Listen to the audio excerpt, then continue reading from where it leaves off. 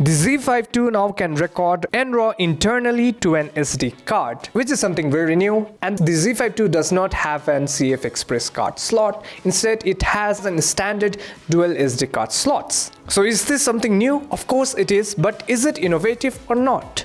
What do you think? Now with the Nikon Z5 II, it has received some major upgrades from its previous version, the Z5. Now whether this camera is for you or not, we are going to be discussing in this video. So without any further ado, let's get started. Now here are the list of things which I'm going to be talking about in today's video. So on the first off, Nikon Z5 II now has a back illuminated CMOS sensor. Do note we are not getting the stack sensor. Now with the back illuminated sensor, we are also getting the X-Speed 7 processor, which comes from the latest flagship model, the Z9. And this is also one of the flagship model of the Z series. So now let us directly talk about the primary features of the Z5 II. Now this is the place where it has improved from its previous version. The Z5 II now has advanced autofocus system which are taken from the higher Z models, such as the Z8 and Z9. This camera also has 9 types of subject detection, same as the Z9 and the Z8. As this Z5 II has a back illuminated CMOS sensor and a processor that's directly coming from the Z9, the X-Speed 7 processor, we expect a better low light performance. So Nikon claims that the maximum standard sensitivity that we can expect from this camera for stills is around at 64,000 ISO, and for video it's around at 51,200 ISO, which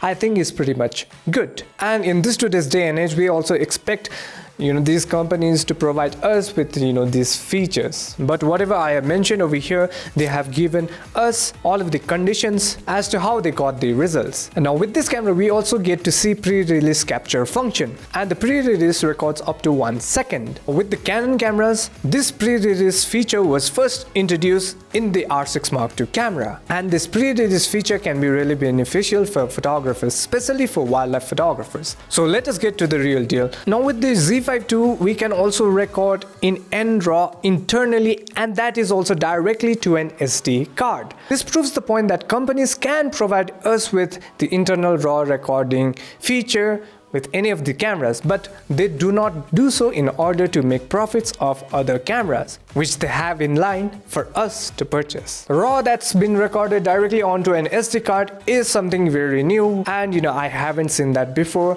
any company do that. All we have seen is that companies give us the option to record in a CF Express card slot. Now what I had anticipated with the Z5 II was at least they would provide us with a CF Express card slot with this camera and an additional SD card slot, but it was not the case. They provided us with 2 SD card slots, but they also provided us with a feature to record NRAW directly. And I guess this one is pretty innovative and can be a real competition for other camera companies. Now lastly, what I want to mention is that as now Nikon is the owner of RED, and now they are collaborating RED technology with Nikon, and they are bringing us something new onto the table. And with this we can expect better cinematic colors and looks straight out of a Nikon camera, or aka the potato camera.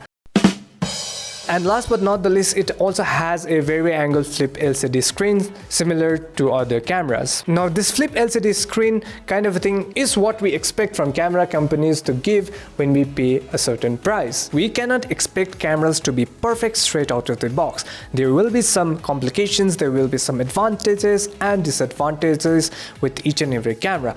And the only thing that excited me about this camera is its price. The price of this camera is only set to $1,500 to $1,700.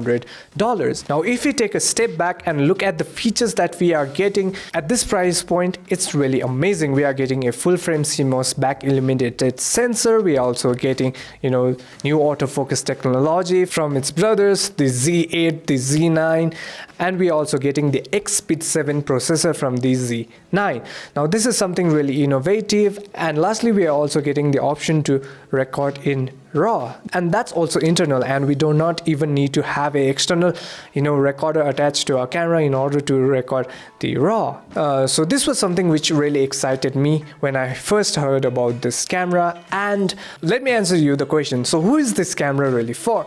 Now this camera is specially oriented for videographers or someone who is getting into videography. And if you're someone who falls into this category, you are new but you want to have those professional features, you want to test them out, you want to try it out for yourselves, you want to learn and make something good out of your free time and slowly get into the profession of videography and cinematography, then this camera will be the perfect camera for you to go out with. Lastly, am I disappointed? No, I'm not disappointed, because the only thing which caused me not to get disappointed with this camera is its price point. We are getting a professional body under $2,000, which is something very rare. And lastly, what I think is Nikon is also supporting all the new creators. And last but not the least, if you want to learn how to direct, I have made a video which is specially meant for beginners. So that's it for me. I'll see you in the next one.